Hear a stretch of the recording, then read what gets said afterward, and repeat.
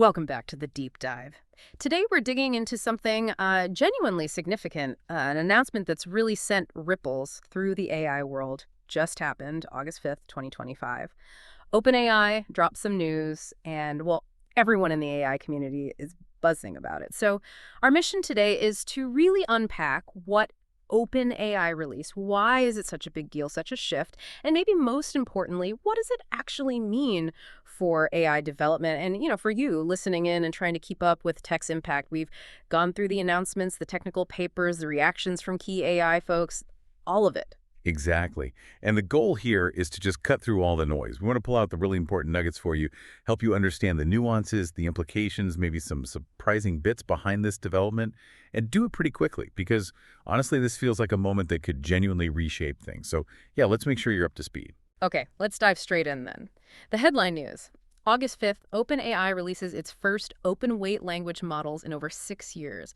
They're called GPT-OSS-120B and GPT-OSS-20B, and people are calling this pretty groundbreaking. Yeah, groundbreaking feels about right. And that term open weight, that's really the key here. You see, most powerful models, especially from OpenAI lately, they've been kind of black boxes, right? You send something in, you get something out, but you can't really see or tweak the inside.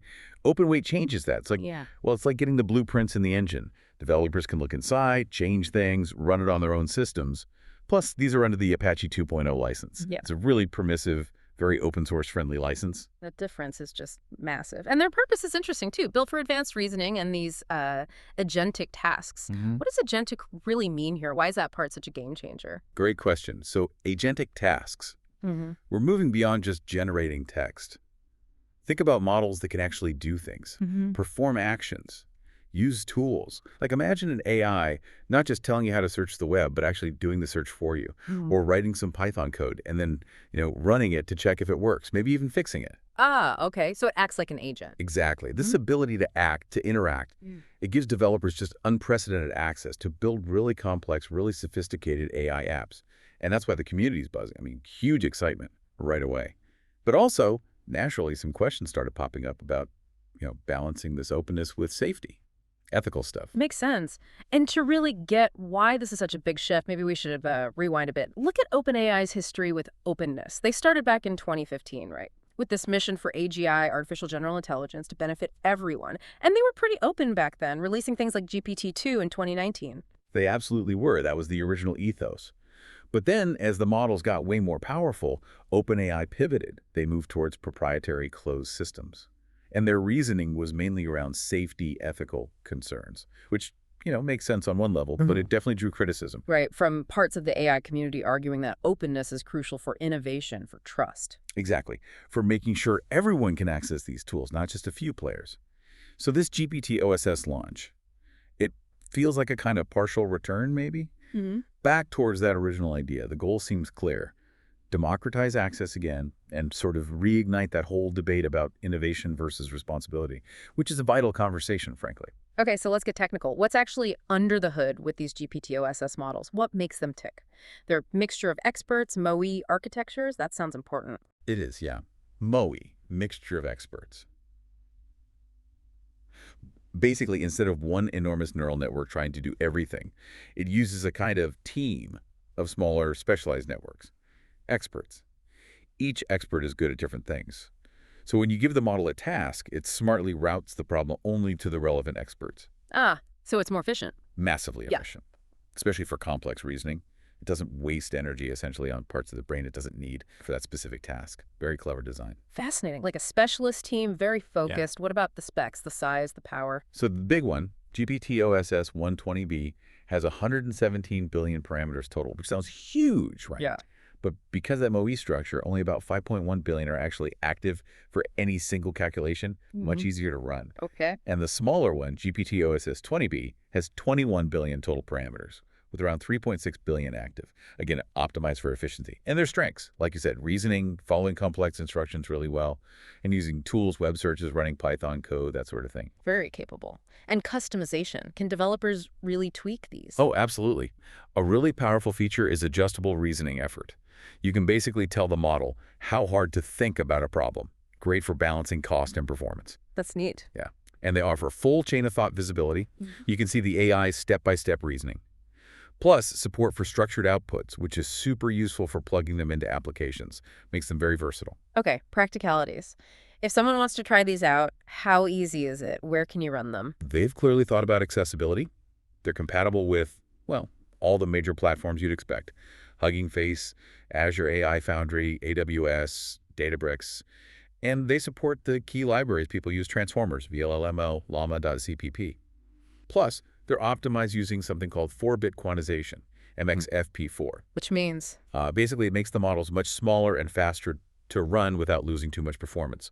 So potentially, you could run these powerful models even on like a high-end laptop or a single GPU. Wow. Okay, so what's the bottom line here for our listeners, for the developer, the student, the curious startup?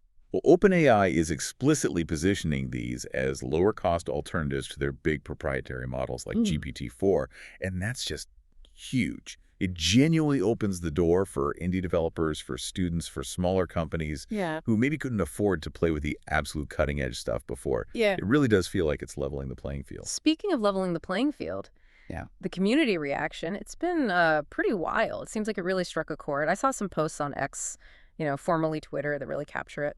Let me see. @Nadzimode posted, OpenAI just dropped GPT-OSS after 6 years of radio silence on open source. They finally remembered what the open in OpenAI means, though. Yeah, that sentiment is definitely out there. And @SelmaCoder said, massive news for indie developers, students, and AI builders. OpenAI just released GPT-S, a powerful open source model that levels the playing field. No more paywalls, no more black boxes. Alexity pointed out the practical side. GPT-OSS is free to download, shows its reasoning process, performs similarly to O3 on coding, and can run on a laptop or single GPU. And then there was this quote from @GDB, I think, just, the team really cooked with this one. Yeah, cooked with this one seems to be the meat. Look, these reactions just show how much pent-up demand there was for this. For open access to really powerful models, it's not just about getting the code, it's about that freedom. The freedom to innovate without being locked into an API, without the black box. It really is seen as making top-tier AI accessible to way more people. It could spark a lot of creativity. But of course, this openness, it brings us back to that important question. Yeah. Safety. Right. Yeah. OpenAI, to their credit, they've been pretty upfront about the safety testing they did. It's all in the model card they released alongside it. Right, I saw that. Key findings seem to be that the big model, the 120B, didn't hit high capability in really sensitive areas, things like biological risks, cyber attacks, or, the scary AI self-improvement stuff, based on their own safety framework, the preparedness framework. And their testing, trying to make it do bad things, adversarial testing apparently didn't show it was drastically more dangerous than existing models, even after trying to fine-tune it for harm, which sounds okay. It sounds okay on the surface, yes. But OpenAI is also being very, very clear here. Open weight models just have a different risk profile. It's fundamental. Because anyone can get the weights, the model's core, they could potentially be fine-tuned by, bad actors, people who want to bypass safety features. How so? Like, what could they do? Well, imagine someone taking this powerful base model and deliberately removing all the safety guardrails. Then they could optimize it specifically for generating, say, incredibly convincing phishing scams, or malicious code, or maybe highly targeted disinformation, things that might be harder to spot if they're running it on their own servers, outside of OpenAI's view. Okay, so the openness itself creates new vectors for misuse, even if the starting point is relatively safe. What's OpenAI telling people to do about it? Exactly. Their advice is cautious.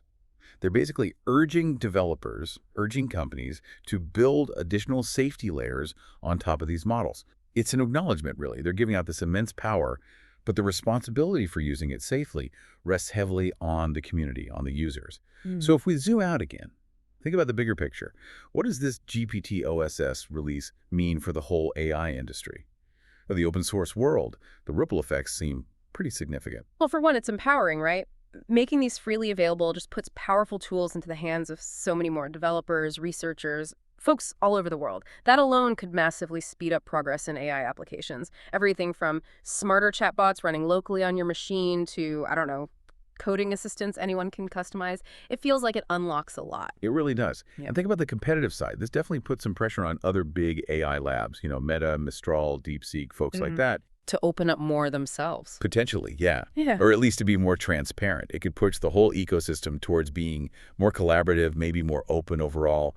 And for the open source community itself, this is just a massive win. Access to truly state-of-the-art models that were, until now, completely locked away. It's huge for collective innovation. But as we keep saying, that power comes with, well, responsibility. Precisely. The potential for misuse is real. It underscores just how important things like community-driven safety standards are becoming. Ethical guidelines. It poses big questions, actually. How does the open source community manage these risks collectively? What new best practices need to emerge to make sure these tools are used for good? It's like Yeah. the next chapter in responsible AI development is being written right now. So let's bring it back to you, the listener. What does all this mean for you, just interacting with technology day to day? Well, this shift directly impacts how you might use AI, or even build with it pretty soon. It opens up possibilities that just weren't there before. More customization, maybe more transparency in how AI tools work, potentially more personalized AI experiences built by a wider range of creators. So wrapping things up here, the release of GPT-OSS-120B and GPT-OSS-20B, it really does feel like a pivotal moment, a major turning point in AI. It certainly looks like a renewed commitment from OpenAI towards, that original mission of beneficial AI. And it definitely sets a new benchmark for openness in the field. Yeah, I agree. As these models get picked up, get integrated into apps and tools everywhere, they're almost certain to drive a huge wave of innovation, collaboration, making truly powerful AI much more accessible, hopefully, to everyone. It really could democratize who gets to build the future with AI. Absolutely. But while this release clearly promises a more inclusive, more transparent AI future, it also puts this huge emphasis back on responsible stewardship. On all of us, really. So maybe the thought to leave you with is this. As you encounter, explore, maybe even build with these incredibly powerful open source tools, think about how your own understanding, your engagement, your choices, how all of that will be crucial in actually shaping AI's path for the better. It's definitely an exciting and important time to be paying attention.